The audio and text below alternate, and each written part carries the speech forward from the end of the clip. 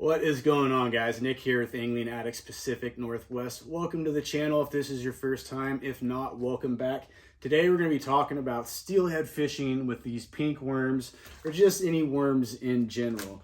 Now I know if you're new to this, it can be quite overwhelming because there's a lot of different worms out there. There's a lot of different ways to set them up and multiple ways to fish them as well.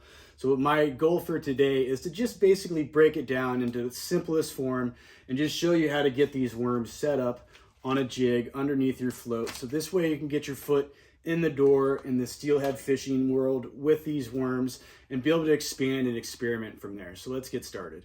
So the first thing that we're gonna need is a bobber and a bobber stop. Now we've got multiple bobbers that we can choose from. These Bomax here have been my go-tos, regardless of what it is that I'm floating underneath of it. Those bobbers I absolutely love.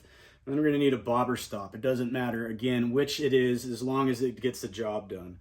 So we're gonna come down here to the tag end of our line that is going to our rod and our reel there, and then we're just gonna feed it right through this piece of straw that is on there. Have it pop out the other side, maybe. There it is. So at this point, you're gonna wanna grab onto the straw with the fingers closest to the way that you're gonna pull it off, and then we're just gonna grab the bobber stop and we're gonna slide it off and up the line. Get this guy out of your way. Same with the bobber stop. Now we're just gonna slide it up, nowhere specific. We're just gonna get it out of the way and we're just gonna tighten it up a little bit. We'll finish with that here in a minute. So now we've got the bobber stop on there, we're gonna need a little bead. So we've got one of our little beads. It actually comes with these packages of bobbers when you buy them. So we're just gonna take your little bead, thread it on, let that go down your line. And for this, we are going to use our 1/2 ounce Bomax float here. So again, you're going to just take the tag end from the top of the bobber here and just feed it through.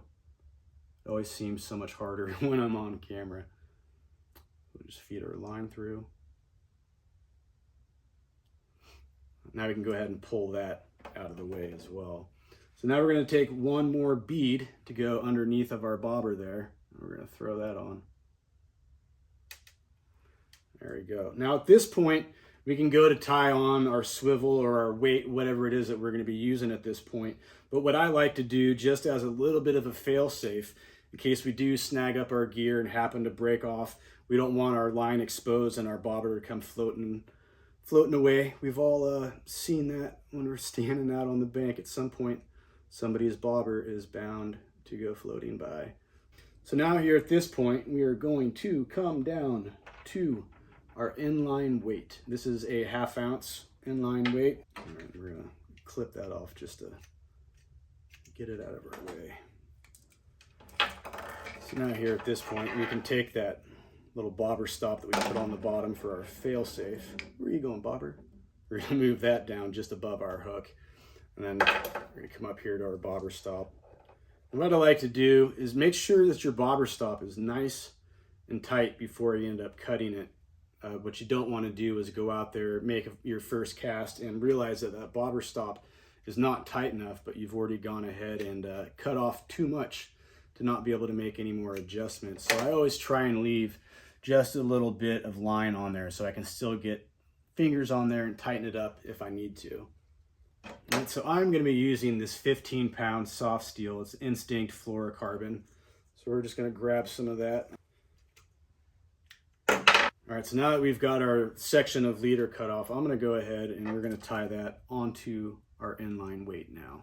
And with this, I just do the basic old fisherman's knot. So now we're just gonna pop out one of our little arrow jigs right there. This is one of the pink coated ones. So we're gonna take that. All right, so we've got our jig tied on. Now we need to get ourselves a worm. We are gonna go with our straight up pink here, now the bubble gum. Now one of the reasons I like these BNR worms, is a lot of other worms have it too though, but this you'll actually see it when you buy it, that it has a hole that goes all the way through it, which makes it a lot easier to thread this guy on there. And where that hole actually pops out is pretty spot on for the size of a lot of these jigs that we use, and so it's going to pop out in that right spot. So the first thing we're going to want to do is find out where that hole is that's coming out, and we're going to want to be coming in over here straight above it, so when we do pop out, our hook is coming right out of that hole.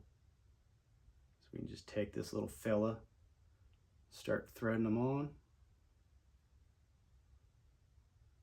See, we're coming up on our hook point, so we're going to start coming through. There it is. And you just work it on, and it gives it a nice, natural little look there.